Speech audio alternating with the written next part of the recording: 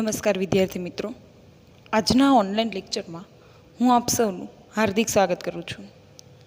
વિદ્યાર્થી મિત્રો, ધોરણ 11 વિષય અર્થશાસ્ત્ર, ચેપ્ટર નંબર 1 અર્થશાસ્ત્ર વિષય પ્રવેશ, જેમાં આપણે જુદા જુદા સવાલો એટલે કે આપણે આર્થિક પ્રવૃત્તિ, બિન આર્થિક પ્રવૃત્તિ, અર્થશાસ્ત્રની વ્યાખ્યા, જુદા જુદા વ્યક્તિઓના મતે અર્થશાસ્ત્રની વ્યાખ્યા, અર્થશાસ્ત્રની પદ્ધતિઓ, આ ઉપરાંત એના અર્થશાસ્ત્રમાં આ માહિતીનું વિશ્લેષણ કઈ કઈ રીતે કરાય, તો કે 3 રીતે: ભાષાની રીતે, આંકડાકીય રીતે અને આલેખ કે આકૃતિ દ્વારા.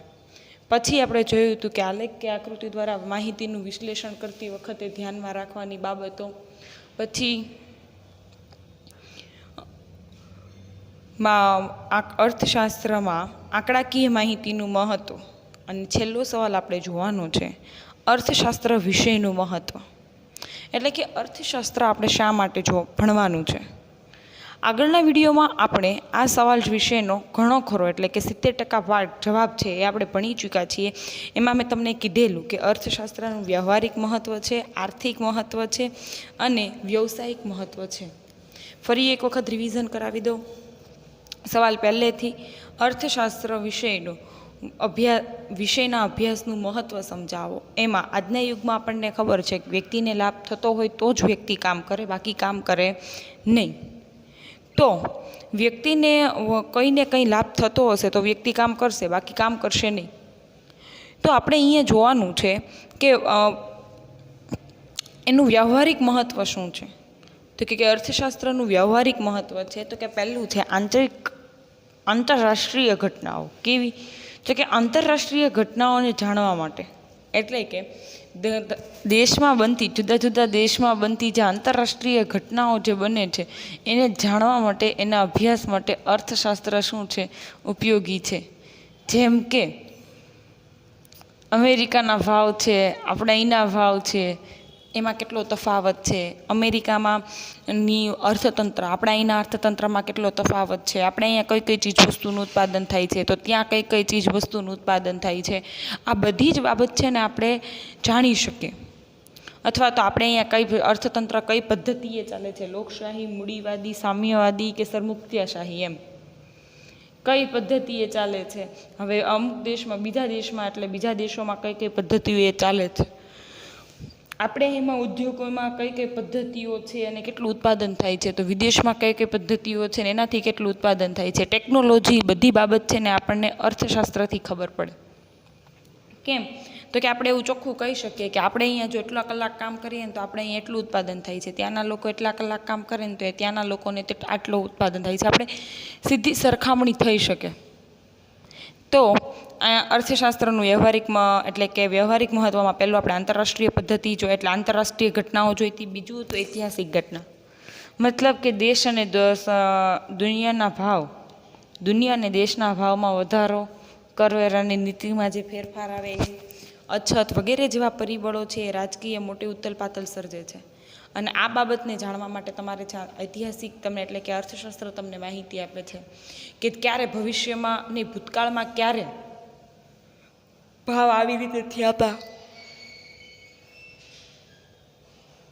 ક્યારે પછી આ ભાવ, મતલબ કે ભૂતકાળમાં ક્યારે કરવેરાની નીતિ એક સામટી વધી હતી ત્યારે અસર શું થઈ હતી, ક્યારે ઘટી હતી ત્યારે અસર, એટલે બધી આ દરેક વિગત તમને જાણવા માટે અર્થશાસ્ત્ર શું છે? ઉપયોગી. પછી આપણે જોયું હતું આર્થિક મહત્ત્વ, તો કે રોજબરોજના વ્યક્તિગત નિર્ણયો માટે આર્થિક મહત્ત્વ એનું છે કે રોજબરોજના વ્યક્તિગત નિર્ણયો માટે પણ શું છે? અર્થશાસ્ત્ર ઉપયોગી છે. કારણ કે આપણને ખબર પડે કે આપણી મહિનાની આવક કેટલી છે, તો બચત એટલી કરીશ તો આવી જગ્યાએ કરીશ તો મને વધારે ને વધારે ફાયદો થશે, મૂડીરોકાણ હું એટલું કરીશ. આ બધી જ બાબતની જાણકારી આપણને જે અર્થશાસ્ત્ર આપે, ક્યાં કેટલી કેટલા પ્રમાણમાં બચત કરવી એની માહિતી આપણને છે અર્થશાસ્ત્ર આપશે. એના અભ્યાસ કરવાથી આપણને ખબર પડશે. પછી છે સરકારની નીતિઓને સમજવા માટે, તો કે સરકારની જુદી જુદી નીતિઓ હોય છે. ભારત જેવા દેશમાં આપણે જોયું કે સરકારની જુદી જુદી સમગ્ર એટલે કે રોજીને એટલે એ નીતિઓને જોઈએ. કારણ કે જેમ કે કરવેરાની નીતિ આપણને ખબર છે, કરવેરામાં વધારો કરી દે તો આપણને બધી વસ્તુ મોંઘી જ પડવાની છે. તો સરકારની નીતિઓ, એના કાયદા કાનૂન જાણવા હોય તો તમારે શેની જરૂર પડે? અર્થશાસ્ત્રની જરૂર પડે. હવે તમારે જે ટોપિક ભણવાનો સાવ બાકી છે એ જોઈએ, વ્યવસાયિક મહત્ત્વ. તો કે વ્યવસાયિક મહત્ત્વ શું છે? તો કે અર્થશાસ્ત્રનું વ્યવસાયિક મહત્ત્વ. તો જોઈએ, આવક અને ખર્ચ, માંગ અને પુરવઠો આ તમામ વ્યવસાયો સાથે જોડાયેલું છે. કારણ કે વ્યક્તિ છે ને મતલબ આવક અને ખર્ચ, કોઈ વ્યક્તિ પાસે જેટલી આવક હશે ધંધાકીય એકમમાં એટલો જ ખર્ચ કરશે. માંગ અને પુરવઠો બી જોશે. આ ચારે ચાર બાબત છે ને દરેક વ્યવસાય સાથે જોડાયેલી બાબતો છે. અર્થશાસ્ત્રનો અભ્યાસ દરેક વ્યક્તિની આર્થિક ગણતરીઓમાં મદદરૂપ થાય છે. વસ્તુ કે સેવાના કિંમત નિર્ધારણ, સાધનો તથા કાચા માલની ખરીદ વેચાણ, શ્રમિકોના વેતન નક્કી કરવા જેવી દરેક બાબતો આર્થિક નિર્ણયોમાં સમાવેશ થાય છે. અને આ બધી જ બાબતો જોવા માટે છે ને તમારે અર્થશાસ્ત્રનો અભ્યાસ કરવો પડે. કેમ કે કારણ કે તમે વસ્તુની કિંમત એવી રીતની રાખશો કે જેથી કરીને હરીફાઈના જમાનામાં પણ તમારી વસ્તુ છે એ સરળતાથી વેચાઈ શકે. કારણ કે આપણને ખબર છે કે અત્યારે બજારમાં છે એકની એક ચીજ વસ્તુનું ઉત્પાદન કરવાવાળી બહુ બધી વ્યક્તિઓ અને બહુ બધી કંપનીઓ છે. જેમ કે આપણે કાપડ જ જોઈ લઈએ તો સુતરાઉ કાપડનું ઉત્પાદન કરવાવાળી કંઈ એક જ કંપની નથી, ઘણી બધી કંપનીઓ છે. કોઈ પણ બાબત, વોચ લઈ લો, ઘડિયાળ લઈ લો તો ટાઇટન છે, પછી ઘણી બધી એવી કંપનીઓ છે કે જે છે એ શું કરતી હોય છે, ઘડિયાળનું ઉત્પાદન કરતી હોય છે. આ તો ટાઇટન ને એ બધી કંપનીઓ તો છે, એ તમે આપણે એમ કહીએ કે ભાઈ ફાસ્ટ ટ્રેક છે, ટાઇટન છે, આ બધી કંપનીઓ તો છે ને મોટી મોટી અને એકદમ નામાંકિત કંપનીઓ છે. પરંતુ આ ઉપરાંત આ તો મોટી મોટી ને પ્રખ્યાત કંપનીઓની વાત કરી, બ્રાન્ડેડ કંપનીની વાત કરી. બાકી તમે જુઓ તો કે નાની લોકલ કંપનીઓ જે 100, 150, 200 રૂપિયાની, 80 રૂપિયાની, 20 રૂપિયાની ઓલી બધી લારી લઈને બેઠા હોય, એ લોકો ઘડિયાળ વેચે છે, એવી તો અઢળક કંપનીઓ છે. તો હવે લોકો શું કરશે કે જે એ ઓલી જે બધી બ્રાન્ડેડ કંપનીઓ છે એની કંપનીની વોચ છે એ તમારે વર્ષ 2, 3, 4 વર્ષ સુધી એ વોચને કંઈ થવાનું ના હોય. પણ આ બધી કંપનીઓ જે છે એ કંપનીઓ ની સામે આ બીજી બધી નાની લોકલ કંપનીઓ છે. ઘણા લોકોની માનસિકતા એવી હોય કે ભાઈ કાંઈ નહીં, હાલો ને 100 રૂપિયાવાળી વોચ લઈ લઈએ, 2 મહિના 3 મહિના હાલે તોય ક્યાં, 3 મહિના પછી નવો પટ્ટો, નવું મોડલ તો આવશે.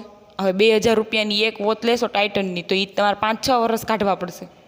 એટલે આવી બધી માનસિકતાવાળી પણ વ્યક્તિ હોય છે. તો આ સિચ્યુએશનમાં એ લોકોએ એની વસ્તુની કિંમત એ પ્રકારે રાખવી પડે જેથી કરીને લોકો એને સરળતાથી ખરીદે બી ખરી, અને વ્યક્તિ છે એટલે લોકો છે એને સરળતાથી ખરીદે, અને વ્યક્તિ છે એને એટલે કે આપણે સરળતાથી ખરીદે એટલે વસ્તુની કિંમત વ્યાજબી રાખવી જરૂર પડે.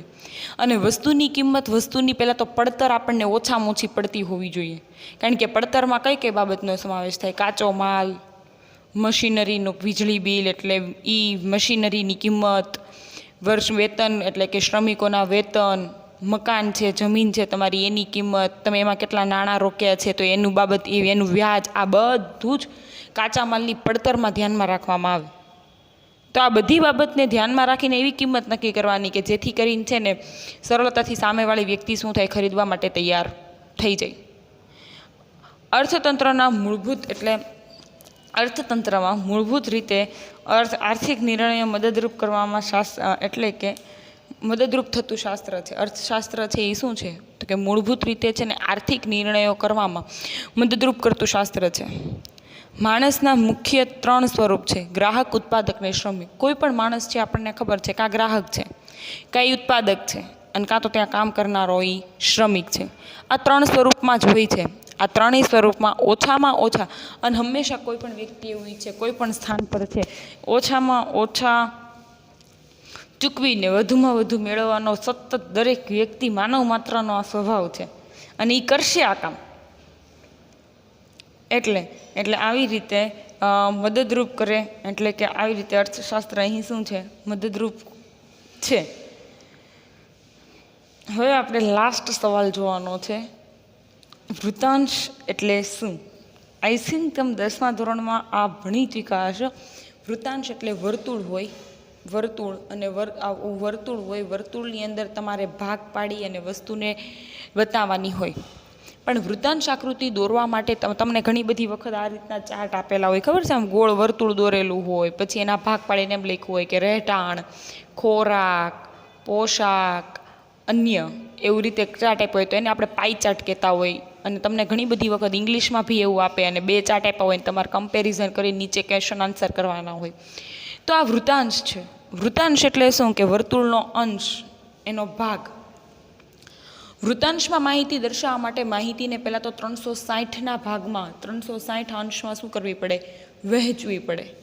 અને એને તમે એમાં વહેંચી દો પછી તમે શું કરી શકો? વૃત્તાંશમાં માહિતી દર્શાવી શકો. તો આવી રીતે વૃત્તાંશમાં માહિતી દર્શાવવા માટે પહેલાં તમારે એને 360ના અંશમાં વહેંચવી પડશે અને પછી તમે એને દર્શાવી શકશો. સમજાય છે? એટલે એ વૃત્તાંશ એટલે શું કે વર્તુળનો અંશ. એક વર્તુળને એક સમષ્ટિ માની લેવામાં આવે છે અને માહિતીના વિભાગને વર્તુળના ભાગ પાડીને દર્શાવવામાં આવે તો તેવી આકૃતિને શું કરવામાં આવે છે? વૃત્તાંશ. ખાસ મોસ્ટ એમપી યાદ રાખજો, 1 માર્ક્સમાં પ્રશ્ન પૂછાય છે વૃત્તાંશ એટલે શું. જોઈ લેજો જૂના પેપર, એમાં પ્રશ્ન હશે જ. એટલે કે ઘણી બધી વખત છે ને તમારે તો જૂના પેપર ન હોય, કારણ કે 12મા વાળાનું હોય, કારણ કે સ્કૂલમાંથી તો જૂના પેપર ઘણી બધી વખત છે ને પ્રશ્ન પૂછાય છે. 12મામાં પણ છે ને વૃત્તાંશ આકૃતિ દોરવાની આવશે, તો એમાં પણ ઘણી બધી વખત પૂછાય છે. એટલે બહુ મોસ્ટ એમપી પ્રશ્ન છે. વૃત્તાંશ એટલે શું? તો કે વર્તુળનો અંશ. વર્તુળને એક સમષ્ટિ માની લેવામાં આવે છે અને એના માહિતીના જુદા જુદા ભાગ પાડી અને વર્તુળમાં જુદા જુદા ભાગ પાડીને એને શું કરવામાં આવે છે? માહિતીના વિભાગોને વર્તુળમાં જુદા જુદા ભાગ પાડી અને તેને દર્શાવવામાં આવે છે. પણ ખાસ એટલું યાદ રાખજો કે વૃત્તાંશની માહિતી જે છે ને એ 360 અંશમાં દર્શાવવામાં આવે. અહીં આપણું પહેલું ચેપ્ટર છે એ પૂર્ણ થાય છે. અને પહેલા ચેપ્ટરમાં હજુ એક વખત રિવિઝન કરાવી દઉં. પહેલો પ્રશ્ન આપણે જોયો તો આર્થિક પ્રવૃત્તિ, બિનઆર્થિક પ્રવૃત્તિ. બીજો પ્રશ્ન જોયો તો અર્થશાસ્ત્રની વ્યાખ્યા. ત્રીજો કૌટિલ્યના મતે. પછી જોયું તો એડમ સ્મિથ, પછી માર્શલ, પછી આપણે શું કહેવાય કે સેમ્યુઅલ. બધાના જુદા જુદા મતે આપણે શું જોયું હતું? રોબિન્સ, એ બધાના મતે, લિયોનલ રોબિન્સ, આ બધાના મતે આપણે જુદી જુદી અર્થશાસ્ત્રની વ્યાખ્યા જોઈ હતી. એના પછી જોયું તો અર્થશાસ્ત્રની પદ્ધતિ એકમલક્ષી, સમગ્રલક્ષી, માઇક્રો અને મેક્રો. પછી અર્થશાસ્ત્રને માં માહિતી દર્શાવવાની રીતો 3. કઈ? ભાષા દ્વારા, આંકડા દ્વારા, આલેખ અને આકૃતિ દ્વારા. અર્થશાસ્ત્રમાં આંકડાકીય માહિતીનું મહત્ત્વ પછીનો પ્રશ્ન એવો જોયો હતો. એના પછીનો પ્રશ્ન આપણે જોયું હતું કે અર્થશાસ્ત્રમાં આંકડાકીય માહિતીનું મહત્ત્વ તો આપણે જોયું હતું. પછી સાથે સાથે આપણે પહેલો પ્રશ્ન બી જોયો હતો કે આકૃતિને આલેખ દોરતી વખતે ધ્યાનમાં રાખવાની બાબતો. એના પછી આપણે અર્થશાસ્ત્ર વિષયનું મહત્ત્વ શું છે એ જોયું. અને લાસ્ટમાં આપણે જોયું વૃત્તાંશ એટલે શું. વિદ્યાર્થી મિત્રો, હજુ ચેપ્ટર લખવાના બાકી હોય તો આગળના વિડીયો ફરીવાર જોઈ પોઝ કરીને વ્યવસ્થિત આખી બુક બનાવજો, જેથી કરીને તમારે એક્ઝામ સમયે વાંચવામાં ઘણું સારું રહેશે. અને આવતીકાલના વિડીયોથી હું બીજા ચેપ્ટરની શરૂઆત કરીશ. બીજું ચેપ્ટર છે મૂળભૂત ખ્યાલો અને સંકલ્પનાઓ. બહુ સિમ્પલ અને મજાનું ચેપ્ટર છે. આના કરતાં વધારે મજા આવશે. Thank you.